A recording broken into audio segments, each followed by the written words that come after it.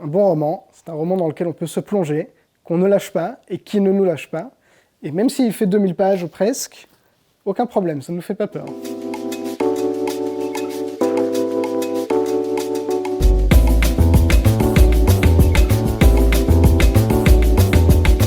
Alors cette semaine, je vais vous parler de 3 romans qui sont un peu mes romans coup de cœur. C'est pas forcément des nouveautés, mais c'est des romans quand une personne rentre dans la librairie et me demande un conseil pour un bon roman, soit pour elle, soit pour offrir un cadeau. Ça fait partie des romans que je conseille.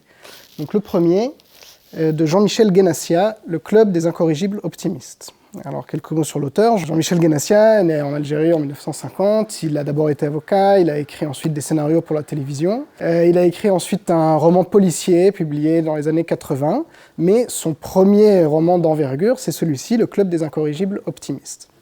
Alors l'histoire, c'est celle de Michel Marini, un jeune adolescent dans les années 60, fruit d'une union un peu contre nature entre un ouvrier immigré italien et une femme issue de la haute société française.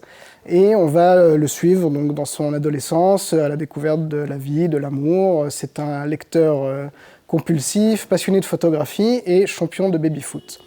Et à travers son histoire, en fait, on voit se dérouler la grande histoire, c'est-à-dire l'histoire de la France dans les années 60, avec la guerre d'Algérie, avec la déferlante du rock, la guerre froide, les mouvements sociaux qui se cristallisent dans la famille de Michel, puisqu'il a donc, du côté de son père les prolétaires et leurs revendications, du côté de sa mère c'est la bourgeoisie française.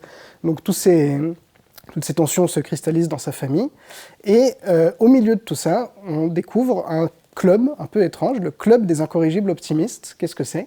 C'est en fait un club d'échecs très particulier parce que quasiment tous ses membres sont des réfugiés d'Europe de l'Est qui ont passé de l'autre côté du rideau de fer, qui sont venus en France pour se réfugier et pour tenter de refaire leur vie. Et ils se retrouvent quasiment tous les jours à ce club d'échecs, qui accueille également un invité vedette, un certain Jean-Paul Sartre, dont Michel va faire la connaissance et qui va le lancer sur la voie de la philosophie. Donc c'est pas forcément un roman drôle, parce que on découvre la vie donc, de tous ces réfugiés, de tous ces personnages. Ce sont des personnages très attachants. Leur vie n'est pas forcément drôle, mais c'est décrit avec beaucoup d'humour. Et c'est vraiment un roman qui se lit d'un seul trait, c'est passionnant.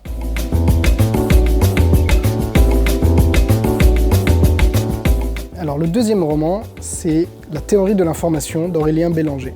Aurélien Bélanger est né en 1980, il est philosophe de formation, chroniqueur radio et auteur prolifique. Il a écrit des essais, des pièces de théâtre, notamment un essai sur Houellebecq, écrivain romantique, publié en 2010. Et La théorie de l'information, c'est son premier roman, publié en 2012.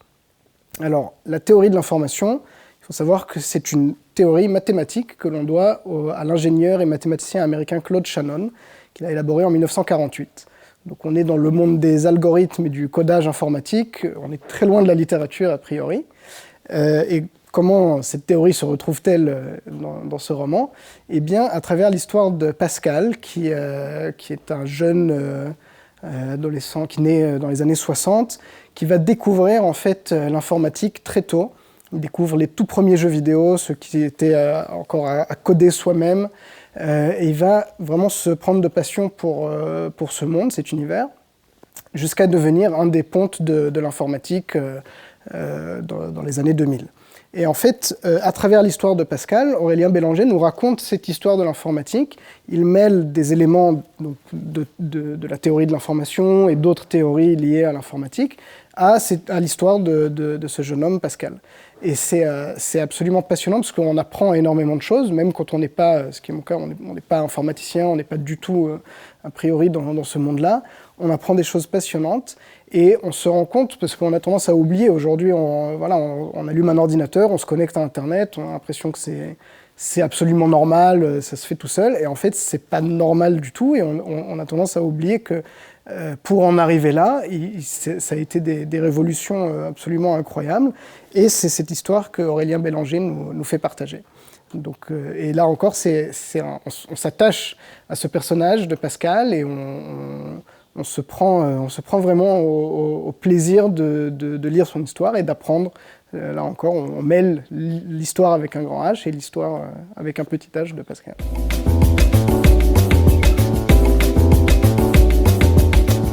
Alors pour le troisième livre, je vous ai choisi un petit trésor, un roman complètement fou.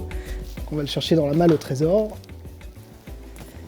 Voilà. Jérusalem de Alan Moore. Un roman fleuve, près de 2000 pages dans la version poche. Alan Moore, je vous en ai déjà parlé, c'est d'abord un scénariste de BD. On lui doit Watchmen, V pour Vendetta, From Hell, La Ligue des Gentlemen Extraordinaires. Et quand on lit ces BD, en fait lui a signé donc le texte des BD, et quand on lit ce texte, on a vraiment l'impression de lire un roman. C'est vraiment, pour le coup, des romans graphiques. Et donc c'est pas étonnant qu'il ait eu envie d'écrire véritablement un roman, ce qui lui a pris quand même 10 ans. Et il a écrit un roman complètement fou. Alors, contrairement à ce que le titre pourrait laisser penser, ce n'est pas sur la ville de Jérusalem, mais vous allez voir qu'on peut comprendre, on peut faire un lien. C'est sur sa ville de Northampton en Angleterre. Et en fait, il commence, dans la première partie du roman, il nous raconte plusieurs histoires de personnages qui ont vécu dans cette ville à un moment ou à un autre, à différentes époques, différentes générations. Il adapte sa manière d'écrire à l'époque et aux personnages qu'il décrit. Et on va assez vite se rendre compte que toutes ces histoires sont reliées entre elles par des fils plus ou moins ténus. Et surtout, on se rend compte au bout d'un moment que, comme Jérusalem, il y a la Jérusalem terrestre et la Jérusalem céleste, eh bien, il y a aussi un Northampton d'en bas et un Northampton d'en haut. Seulement pour arriver au Northampton d'en haut, il faut soit mourir, soit rêver, soit être extrêmement ivre.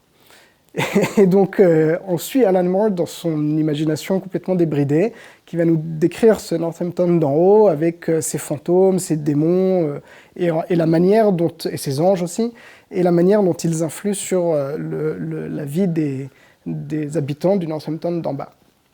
Et donc, il faut rentrer dans cette imagination, mais ça n'est pas que un roman complètement fou, c'est aussi un roman qui démontre la très grande maîtrise littéraire de Alan Moore, parce que, alors d'abord, le roman est truffé de références à l'histoire de la littérature anglaise et anglophone, notamment à l'œuvre de James Joyce, mais il y a un chapitre entier qui est écrit à la manière du Finnegan's Wake de James Joyce, il y a un chapitre qui est complètement écrit en alexandrin, un autre qui est complètement écrit à la manière d'une pièce de théâtre, et donc c'est un plaisir de le lire, de se plonger dedans. Et juste, je vais terminer là-dessus, il faut aussi souligner le travail extraordinaire de traduction qui a été fait par Christophe Clareau, qui est, à part son travail de traducteur, c'est également un auteur de romans noirs, peut-être qu'on en parlera dans une prochaine émission. Et là, vraiment, il a fait un travail complètement fou, et je vous invite à aller voir sur Internet le site qui est dédié au livre, alanmoore-jérusalem.fr. Donc on apprend plein de choses sur l'œuvre de Moore, sur ce livre, et il y a un onglet « Le blog du traducteur », où vous allez pouvoir lire les textes qui ont été écrits par Christophe Clareau pendant qu'il traduisait ce chef-d'œuvre. C'est passionnant et ça nous aide à entrer encore plus dans le livre.